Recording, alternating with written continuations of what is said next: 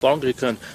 հակակոռուպցիոն կոմիտեն էր կարծեմ հաղորդագրություն տեսանյութ նաև տարածել, որտեղ ինչ-որ ձայնագրություններ կային, ինչ-որ մարդիկ խոսում են շարք տալու, այդ լսել եք, դրա վերաբերյալ ինչ կասեք։ Ձեր թիմակիցների Ինձ համար չէ, ինձ համար լրիվ անց ձայներ էին ու նմանատիպ բան չկա։ Ախր նայեք, հասկացեք։ Մենք այսօր գիտենք որ թիվն է։ Մենք գիտենք նմանատիպ բաները ինչ կարող է լինել։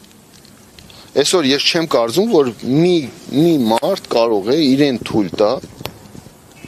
տարին 12 ամիս մարդկանց օգնություն ես տալիս, աջակցում ես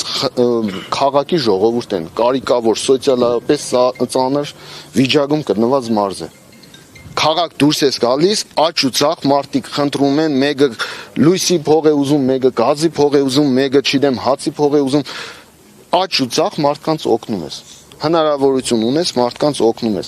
Այս շրջանում բոլորին ասել եմ, ժողովուրդ ջան, դուք գիտեք, ես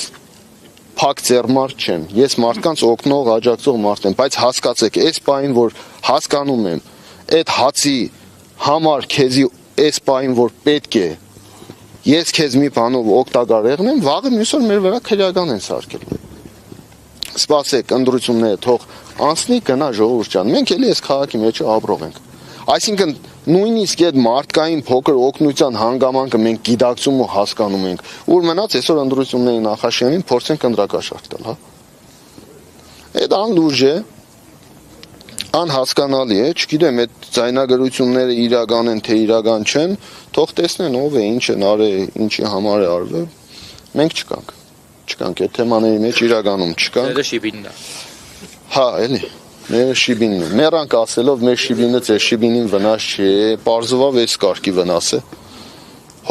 Բանը պապ ու թորի կալանավորեն, հա, պատգամավորի խոր ու տղու ձերբակալեն կամ չգիտեմ ինչ անեն, ինչ է, բանը